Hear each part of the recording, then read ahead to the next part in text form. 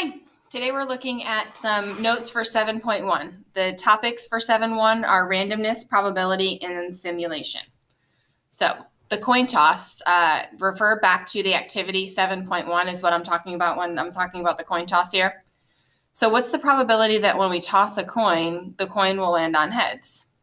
Well, the probability that we get heads is there's one head out of two sides of the coin. So the probability that we get heads is 1/2. Does that mean that when I toss a coin 20 times, I'll get exactly heads or exactly 10 heads, 50%? No. Remember when we did the coin toss? What this means is that as we approach an infinite number of coin tosses, I will average out to about within a few percent of 50%. Okay, so the idea that chance behavior is unpredictable, in the long run, a pattern will emerge. This is the pattern that's going to emerge for flipping coins. In the long run, I'm going to get about 50% heads.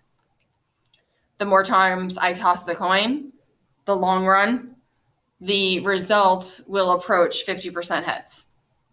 The idea that random is not haphazard, like there is a long-term outcome in random, where haphazard is just they're just everywhere, wherever. There's no long-term. They're not the same thing. Random is if individual outcomes are uncertain, but there's a regular distribution of outcomes in a large number of repetitions. So flipping a coin is random. Flipping a coin is random because in the long run, we can predict what the probability is of getting heads and of what the probability is of getting tails.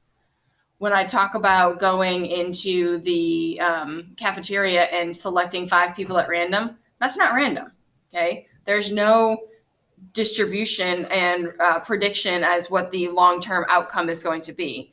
Remember, that is a convenience sample, not a random selection. Okay, so probability. The definition of probability is any outcome of a random phenomenon is a number between 0 and 1 that describes the proportion of times the outcome would occur in a very long series of repetitions. So P parentheses A is the probability. It means the notation for the probability of event A. We can use all different kinds of letters in the parentheses here. This does not have to be an A. Okay, right here, this doesn't have to be an A. We can use a lot of different letters for the different events that we'll have for probabilities. So the probability has to be between 0 and 1. We do not have negative probability, and we are not more than 100% sure that something is going to happen. At 0, we are not like there's a 0 chance that something is going to happen. That means that it never happens. We don't really ever talk about 0 because there's always a chance, but if we have a probability of 0, that means never.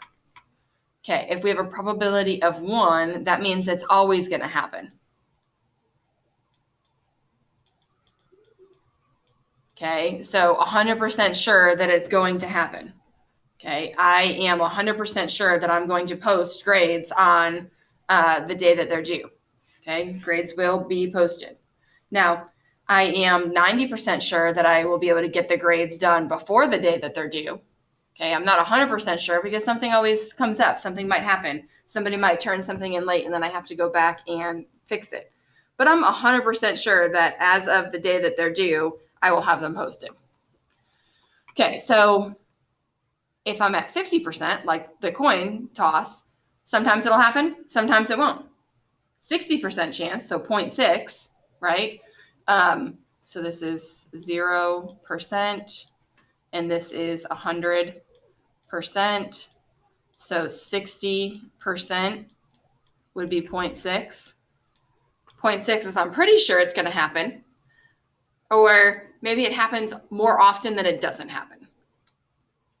Okay, so in theory, the probability that event A is going to happen is the number of ways A can occur out of the total number of ways that it's possible, so the sample space. In an experimental probability, it's the ways that A did occur over the number of times I tried to do that trial. So a coin is tossed twice. What are the chances that it was heads both times? So let's look at this in theory first. Remember, the definition of in theory is the number of ways A can occur over the number of objects in the sample space. So the sample space are what are the possibilities? I could get a heads and then I can get a heads. I could get a heads and then a tails. I could get a tails first and then a heads, or I can get two tails. So the ways A can occur, right? We want heads twice. So heads twice is there's one way that it can occur. The objects in the sample space is I'm going to count. There is 1, 2, 3, 4 possibilities. So my probability is the one way it can occur out of the 4 possible ways of my sample space, 4 possible outcomes of my sample space.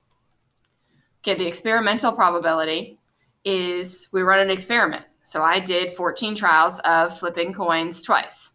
So on the first flip, I got heads and I got tails, and then I got tails, and then I got heads. How many ways did I get heads both times? So there's one way I got head both times. There's 2 ways I got heads both times. The number of trials, okay, so I did 14 trials. So if I write that as a probability, I can either write 2 out of 14 or 1 out of 7 if I reduce it. Okay, the idea of independence is when 2 random phenomenon are independent if knowing the outcome of one does not change the probability of knowing the outcome of the other. So for example, what is the probability that the first span lands on orange? So there's 1 orange square here. And if I go count up the squares, there's 1, 2, 3, 4, 5, 6, 7 possible places. So the sample space here is 7 sections of this graph of this spinner. So the probability that I get orange is the 1 orange square out of the 7 total possible outcomes, 7 options in the sample space. Well, what's the probability that the second spin is going to land on orange? I know I got orange the first time. Well, the probability stays the same. It's still 1 out of 7. So knowing I got orange the first time doesn't change the probability that I get orange the second time. These are independent events. Okay, so for example 2, the candy bowl below, there's 3 M&Ms, 4 Twix, 2 Snickers, and 2 Three Musketeers. What's the probability that we select a Twix? So there are 4 Twix, right? There's 4 Twix total. And then if I do 3 plus 4 plus 2 plus 2, that's going to give me 11 total pieces of candy. Well, what's the probability that you select a second Twix? Well, you keep that first Twix because you're going to eat it. So I only have 3 Twix left to select from, and there's only 10 pieces of candy. 3/10 is not the same as this probability right here. I knew I had a Twix the first time, so that changed my outcome of the second chances of me getting a Twix. So those are not independent events. Okay, a simulation is using random digits from a table, calculator, or computer software to imitate chance behavior. I use the website to simulate tossing a coin for the coin flip activity. So for example, many years, Shaquille O'Neal was one of NBA's most dominant centers. He had impressive stats in the year 2000, and he won all 3 MVP awards. At 300 plus pounds, he was a commanding presence on the court. Still, he never became a quote-unquote complete player. Despite much practice and working with special coaches, Shaq remained a 50% free throw shooter most of his career. How likely is he to make 3 attempts? I can't read. Hold on a second. How likely is he to make at least 3 free throws in a row out of 10 attempts? Okay, so when I'm running a simulation, the first thing I want to do is state the assumptions. So what's the simplest event? Before he can make 3 free throws, he has to make 1 free throw. What's the probability that that happens? Well, he has a 50% chance of making that shot. He has a 50% probability of hitting the basket. That's based on his percentages. So we're going to assume that we hit the basket 50% of the time and that we miss the basket 50% of the time. So these are my assumptions right here. Okay. Step 2 is we have to assign digits. So what do I mean by digits? Digits are single numbers. So 0 through 9 are my digits that I can use to assign numbers. How many digits are there in total? There's 10. So when I think about 50%, when I think about my assumptions of 50% hitting the basket and 50% missing the basket, if I do 50% of the 10 digits, now let's just, because I could do 100 digits, so 50 out of 100%, the zeros cancel, and I have 5 out of 10 digits. So that's where we got 5 out of 10 digits from. So 50% would be 5 out of 10. So 0 through 4 is going to be that I make the basket. I'm going to use 5 through 9 that I miss the basket. So I'm going to assign the digits, hitting the basket to be 0 through 4, missing the basket to be 5 through 9. Okay, so here we go. I need some more space. So my assumptions are that I miss and hit 50% of the time. I have assigned hitting the basket to be 0 through 4 and missing the basket to be 5 through 9. So step 3 is to perform the simulation. So the first thing I need to ask myself is, what question did they want me to simulate? He wanted me to simulate, or this problem wants me to simulate, getting 3 free throws in a row of 10 attempts. So how many digits do we need to represent throwing a basket? We need single digits. 0, 1, 2, 3, and 4 are single digit numbers. So 1 digit to represent throwing the basket 1 time. And then how many digits do we need to represent 10 attempts? Well, each basket is 1 number. So 10 baskets would be 10 numbers. So I'm going to use table B. I started at line 1, and I'm going to write down 10 numbers. So trial 1, he's attempting 10 tries. 1, 9, 2, 2, 3, 9, 5, 0, 3, 4. Those first 10 numbers represent his first trial. So if I go through, 1, he hit the basket. At 9, does he hit the basket? No. At 2, he hits the basket. At 2, he hits the basket. At 3, he hits the basket. At 9, does he hit the basket? Nope. How about 5? Nope. How about 0? Yep. How about 3? Yes. How about 4? Yes. Okay, so now I'm at the end of my first trial. I need to ask myself, did I get 3 baskets in a row? And the answer to that is yes. It doesn't matter that it happened twice. You got 3 baskets in a row. Okay, now let's do the second trial. 0 is my first basket. Does 0 represent hitting or missing? You got it. It hits. So we hit, miss, miss, hit. Oh, whoa, 5 is miss. Miss, miss, miss, miss, hit, miss, miss, hit, hit. Did I get 3 in a row? No, I did not. Okay, trial 3. 9 is a miss. 6 is a miss. 4 is a hit. 0 is a hit. 9's a miss. 1's a hit. 2's a hit. 5's a miss. 3 is a hit. 1 is a hit. Did I get 3 in a row? No, I did not. Try it again. Trial 4. 4, 2, hits. 5, miss. 4, 4, hit. 8, miss. 2, hit. 8, 5, miss. 3, hit. I got a lot of baskets, but did I get 3 in a row? No, I did not. Okay, trial 5. Did I get 3 in a row? Nope. Trial 6. I got 0, 0, 0. That is 3 in a row. Next one, no 3 in a row. Next one, I did get 3 in a row. No 3 in a row, and no 3 in a row. So now I need to use this simulation to answer the question. Now remember the question, did we get 3 free throws in a row? So we did the trial 10 times. My experimental probability was 10, and I got a yes once, twice, 3 times. So in my simulation, I got 3 out of 10. Okay, so what is the chance that Shaq will make 3 free throws out of 10 attempts? My simulation says 30%. Now, what can I do to make the simulation more accurate? I need to do more trials. The more trials I do, the bigger this denominator is, the more accurate my simulation will be. Okay, so let's practice assigning the Let's practice assigning the digits. So 1, of adult Americans, 60% are Democratic and 40% choose Republicans. So if I do 60 over 100, I can reduce that to 6 over 10. So this means I need 10 digits. So my 10 digits are 0 through 9. And now I'm going to do 60% of those. So 6 out of 10 need to go to the Democrats. So if I count them out, 0, 1, 2, 3, 4, 5 is 6 numbers. So I'm going to assign the Democrats, the 60%, to be 0 through 5, and then the rest of the numbers, 6 through 9, will go to the 40%. Now 6, 7, 8, 9 is 4 numbers. Okay, so 40% Democrats, 40% Republicans, and 20% undecided. So here we go. Let's see what we got. Let's do the fraction. I'm just going to pick one of them.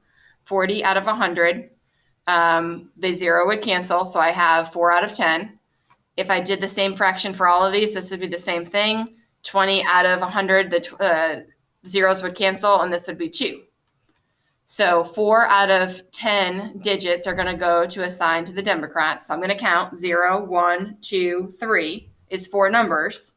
So the Democrats is going to be 0 through 4. Now the next 4 numbers will go to the Republicans. So 4, 5, 6, 7 are the next 4 numbers. So I assign those digits to be Republicans.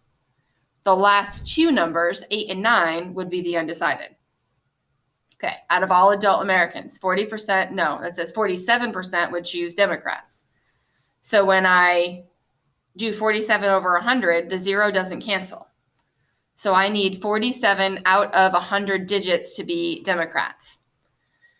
Okay, so I'm going to start with 0, 0 as my first number and then go to 99 so I can use all double digits.